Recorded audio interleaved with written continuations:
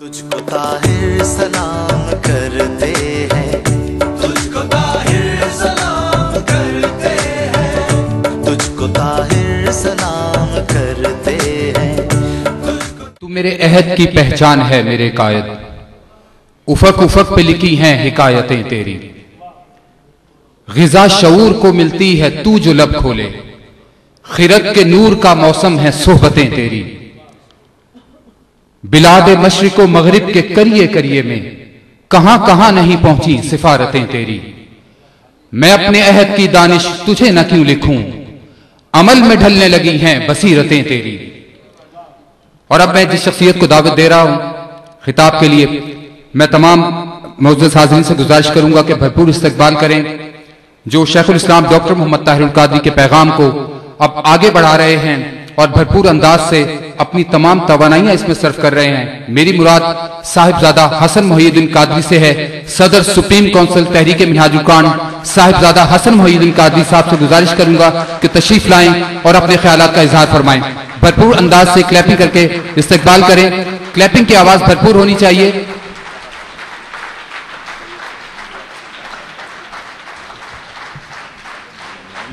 نحمده ونصلي ونسلم على رسوله النبي الكريم الأمين الرؤوف الرحيم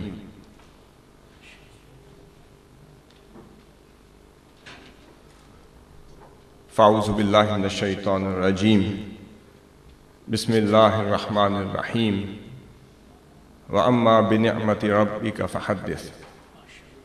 صدق اللہ مولانا العظیم۔ محترم و مکرم پیر امین الحسنات صاحب سجادہ نشین آستانہ عالیہ بھیرا شریف، محترم و مکرم اکرم ذکی صاحب، محترم و مکرم ڈاکٹر فاروق ستار صاحب، محترم و مکرم مسکین فیض الرحمن درانی صاحب، اور محترم ڈاکٹر رحیق احمد عباسی صاحب، اور محترم میاں منیر صاحب، اور محترم علامہ محمد شہزاد مجددی صاحب، اور آج کی اس پروقار تقریب جو بسلسلہ سفیر امن کانفرنس منعقد ہو رہی ہے میں شریک خواتین و حضرات، علماء کرام اور مختلف طبقہ زندگی سے تعلق رکھنے والی عظیم شخصیات، عظیم ہستیاں جو آج کی اس تقریب میں حضور شیخ الاسلام پروفیسر ڈاکٹر محمد طاہر القادری مدظل العالی کو ٹریبیوٹ پیش کرنے کے لیے موجود ہیں، تشریف فرما ہیں۔ میں آج کے اس امن سیمینار کے موقع پر آپ تمام حضرات کا، ہستیوں کا تشریف آوری پر شکریہ ادا کرتا ہوں، اور یہ پر امید ہوں کہ اللہ رب العزت ہمیں توفیق عطا فرمائے کہ ہم حضور شیخ الاسلام کے اس امن کے پیغام کو پورے عالم اسلام اور پوری دنیا عالم کے کونے کونے تک پہنچا سکیں، تاکہ وہ گہوارہ امن بن سکے اور وہ لوگ جو آج کے اس دور میں جس کرب کا اور بے امنی کا شکار نظر آتے ہیں، وہ شاید اس پر امن میسج کو لے کر انتشار اور فساد بھرے زمانے میں اس فساد کا ادراک بھی کر سکیں اور کلا کما بھی کر سکیں۔ میں آج کی اس تقریب کی مناسبت سے کسی طویل ٹاپک کی طرف نہیں جانا چاہتا، صرف ایک بات عرض کروں گا اور اس کے ساتھ ساتھ میں نے ایک عربی زبان میں کلام حضور شیخ الاسلام کی نظر کیا، کیونکہ یہ مجلس ایسی ہے وہ عربی میں کلام نہیں پڑھ سکتا، مگر اس کا اردو میں اسی طرز میں لکھنے کی کوشش کی ہے، تو وہ آپ کے سامنے پیش کروں گا۔ مگر اس سے قبل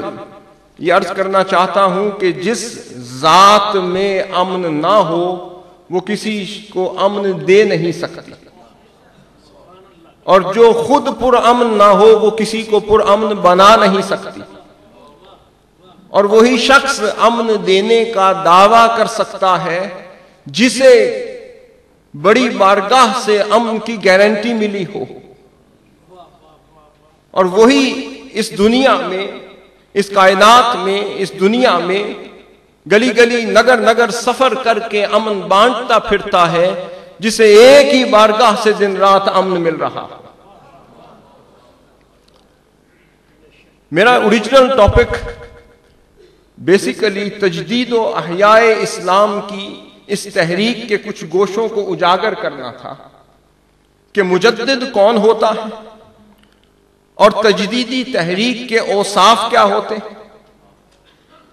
اور جو ہم ٹائٹل استعمال کرتے ہیں شیخ الاسلام کا،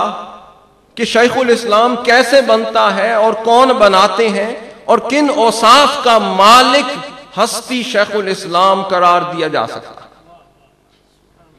مگر آج کی اس تقریب میں وقت کی نزاکت کو دیکھتے ہوئے میں اس طویل ٹاپک کی طرف قطعاً نہیں جاؤں گا، مگر امام جلال الدین سیوطی رحمہ اللہ تعالیٰ عنہ نے مجدد کی ایک تعریف کی ہے، اور دیگر ائمہ نے اس صاحب تجدید شخصیت کے کچھ اوصاف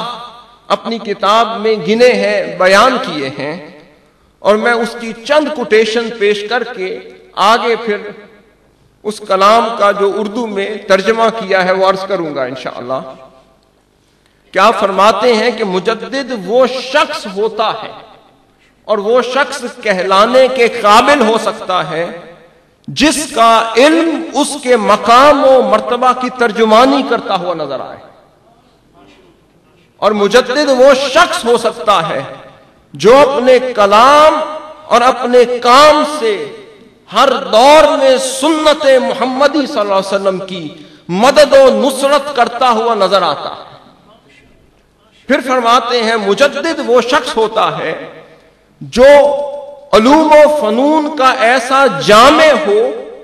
کہ اس کا علم اہل عصر اور اہل زمانہ کا احاطہ کرتا ہوا نظر آئے،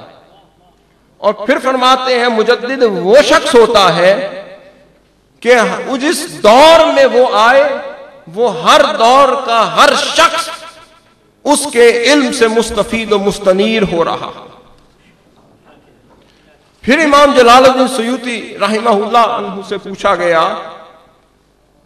کہ وہ شخص جو کامیاب مجدد ہوتا ہے اس کے اوصاف کیا ہیں؟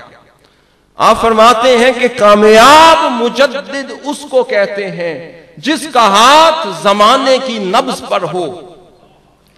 جو زمانے کے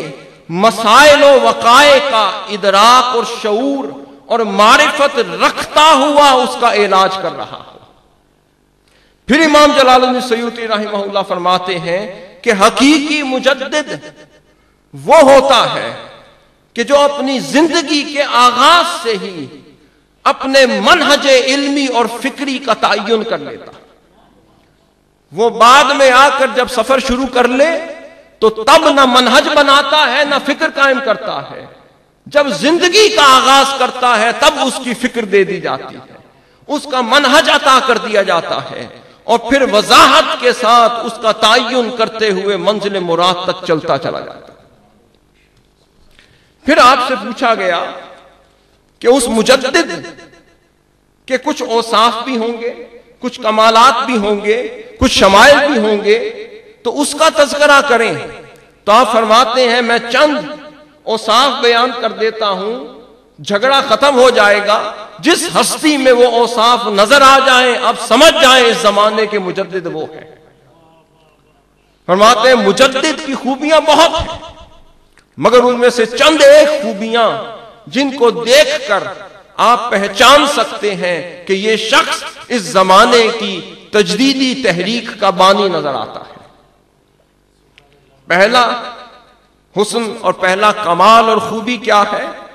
کہ مجدد وہی شخص ہو سکتا ہے جو حسن خلق کا پیکر نظر آئے، جو محبت و مودت کا پیکر نظر آئے، جو معاشرے کی بھلائی اور اصلاح کا خواہاں نظر آئے، جو معاشرے کے مشکلات کو حل کرنے کا متمنی اور حریص نظر آئے، اور جو پاک دامن بھی ہو، زہد و ورع کا پیکر بھی ہو، جو قناعت پسند بھی ہو، شاکر بھی ہو، صابر بھی ہو، اور تحمل اور برداشت کا پیکر بھی نظر آئے. مجدد وہی شخص ہو سکتا ہے جو دین کے اصول اور فروع کی محافظت پر شدید حریص نظر آئے، جو اوامر اور نواہی کے باب میں تساہل کا شکار نظر نہ آئے، جو اوامر اور نواہی کے باب میں تساہل پسندی کا شکار نظر نہ آئے. پھر فرماتے ہیں مجدد وہی شخص ہوتا ہے جو قوت کا حامل بھی ہو، یقین محکم کا حامل بھی ہو، جو علم الحق الیقین پر فائز بھی ہو، اور جو جری بھی ہو، جو قوی بھی ہو، اور جو اس دور کے مسائل کو حل کرنے کی صلاحیت بھی رکھتا ہو، اور جو امت مسلمہ کو ان کے خواب غفلت سے جگا کر ان کو راہ راست پر رکھنے کی صلاحیت بھی رکھتا ہے. پھر فرماتے ہیں مجدد وہ شخص ہو سکتا ہے جو شخصیت میں پرکشش بھی ہو، جو علمی استنباط بھی رکھتا ہو، جو فکری استدلال بھی رکھتا ہو، جو روایت بھی کر سکتا ہو، جو درایت بھی کر سکتا ہو، جو مسائل کا عصری حل بھی پیش کر سکتا ہو، جس کی فکر میں عصر حاضر کے مسائل حل کرنے کی صلاحیت بھی ہو، جس کی شخصیت میں دلوں میں حکومت کرنے کی وہ رانائی بھی ہو، جس کے چہرے میں وہ جھلکتا ہوا حسن مصطفیٰ بھی ہو، اور جس کی شخصیت میں وہ تقویت ہو، وہ قوت ہو کہ جو نسل در نسل لوگ اس کو فالو کرنے کے لیے اپنا رول ماڈل بھی بنا سکیں.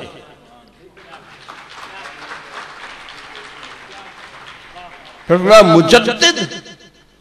کا صدی کے آغاز میں مبعوث تو کیا جاتا ہے، مگر صدی کے آغاز میں مجدد مبعوث تو کیا جاتا ہے، مگر اصل مجدد وہ ہوتا ہے جو صدی گزرنے کے باوجود،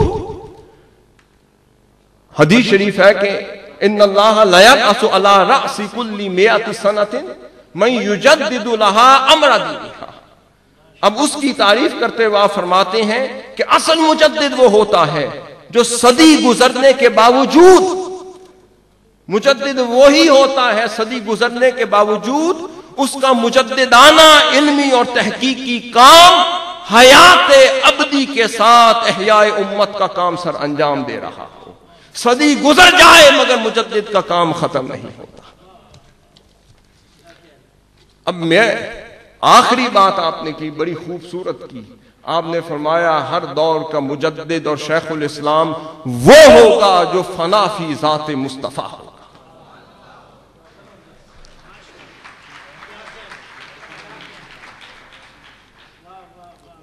اب یہاں پر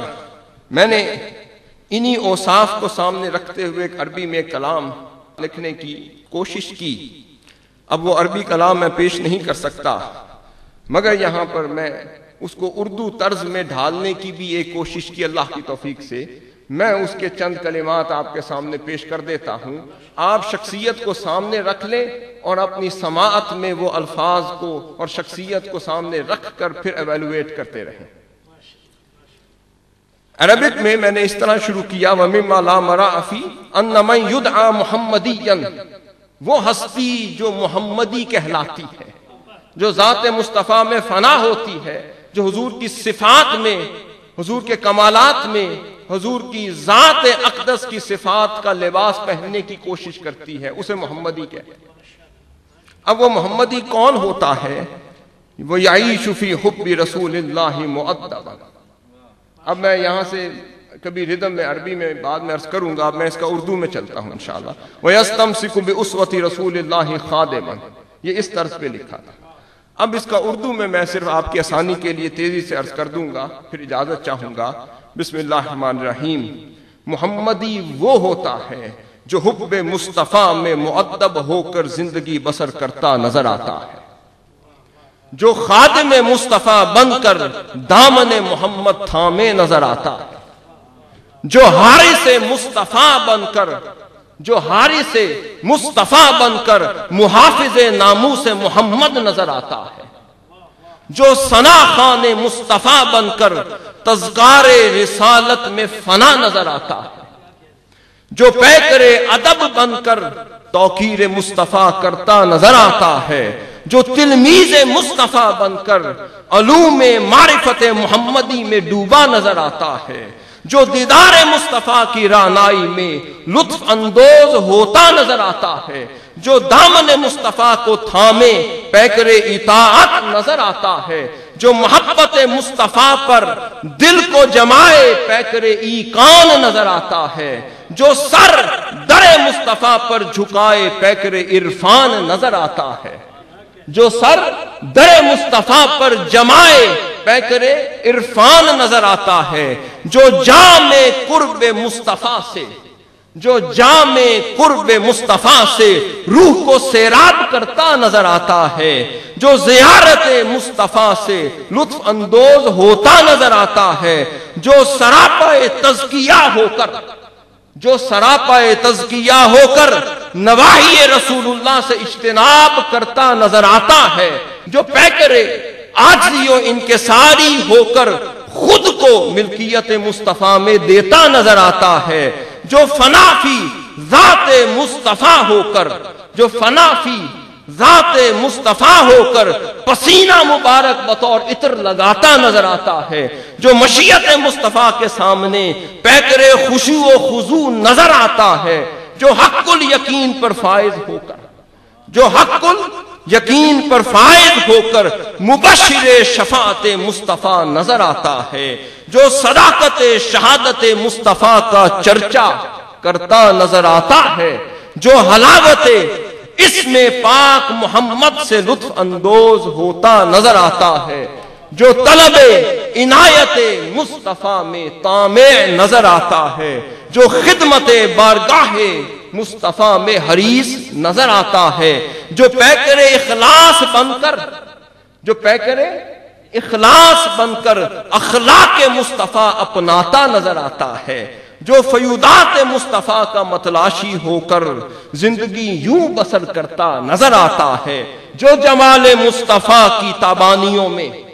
جو جمال مصطفیٰ کی تابانیوں میں یوں مستغرق نظر آتا ہے، جو نور مصطفیٰ کی سفیدی میں ورطۂ حیرت نظر آتا ہے، جو رہی کے حب مصطفیٰ، جو اکتساب رہی کے حب مصطفیٰ میں یوں ملتزم نظر آتا ہے، جو من کی وادی کو چراغ نور مصطفیٰ سے منور کرتا نظر آتا ہے، جو پیکر گداز ہو کر، جو پیکر گداز ہو کر مزاج مصطفیٰ اپناتا نظر آتا ہے، جو پیکر لطف و کرم ہو کر طبیعت مصطفیٰ سجاتا نظر آتا ہے، جو پیکر فرحت و تبسم بن کر، جو پیکر فرحت و تبسم بن کر نور مصطفیٰ لٹاتا نظر آتا ہے، جو پیکر فرحت و تبسم بن کر نور مصطفیٰ لٹاتا نظر آتا ہے، جو پیکر استقلال ہو کر، جو پیکر استقلال ہو کر سنت مصطفیٰ پر چلتا نظر آتا ہے، جو پیکر انس و محبت ہو کر، جو پیکر انس و محبت بن کر تقوی مصطفیٰ اپناتا نظر آتا ہے، جو مسند تفقہ فی الدین پر فائز ہو کر، جو مسند تفقہ فی الدین پر فائز ہو کر استنباط و استخراج کرتا نظر آتا ہے، جو دہلیز بارگاہ مصطفیٰ پر یوں سائل کھڑا نظر آتا ہے۔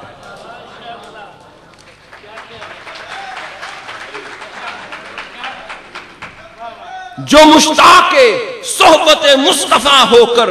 علوم محمدی میں غوطہ زن نظر آتا ہے، جو فنا فی ذات محمد ہو کر موج معرفت مصطفیٰ میں گم نظر آتا ہے، جو آثار مصطفیٰ سے متبرک ہوتا نظر آتا ہے، جو جسمانی و بشری علائق سے جدا ہو کر میں مجرد بڑا منفرد نظر آتا ہے، جو ملازمت مصطفیٰ میں مجرد جدا ہو کر بڑا منفرد نظر آتا ہے، جو کرامت مصطفیٰ کی مہک میں ڈوبا، جو کرامت عظمت مصطفیٰ کی مہک میں ڈوبا بڑا مکرم نظر آتا ہے، جو باب مصطفیٰ پر پیکر حسن دمومیت بن کر، جو باب مصطفیٰ پر پیکر حسن دمومیت بن کر بڑا مستقیم نظر آتا ہے، جو قرب مصطفیٰ میں غوطہ زن بڑا مشتاق نظر آتا ہے، جو مشاہدہ جمال مصطفیٰ میں بڑا شدید نظر آتا ہے، جو آنکھوں کی ٹھنڈک کیفیت صلاۃ علی النبی میں پاتا نظر آتا ہے، جو آنکھوں کی ٹھنڈک کیوں پیکر امن ہے، کیوں پیکر آشتی ہے، کیا دنیا میں گھڑی گھڑی نگر اور گلی گلی چل کر امن لٹاتے نظر آتے ہیں، اس لیے کہ جو آنکھوں کی ٹھنڈک کیفیت صلاۃ علی النبی میں پاتا نظر آتا ہے۔ اب آخری حصہ ہے، جس نے محمدی وہ ہوتا ہے کہ جس نے عربی میں یہ کہا تھا من قضا حیاتہ باسمہ صار محمدیا ومن تطہر بطہارتہ صار طاہریا۔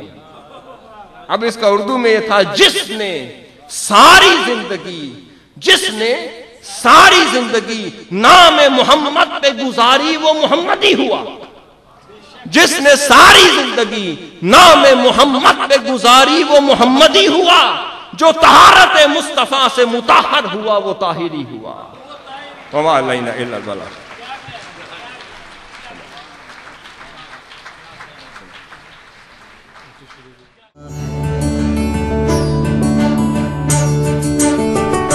تجھ کو طاہر سلام کرتے ہیں، تجھ کو طاہر سلام کرتے ہیں، تجھ کو طاہر سلام کرتے ہیں، تجھ کو طاہر سلام کرتے ہیں، یہ جہاں تیرے نام کرتے ہیں، تجھ کو طاہر سلام کرتے ہیں۔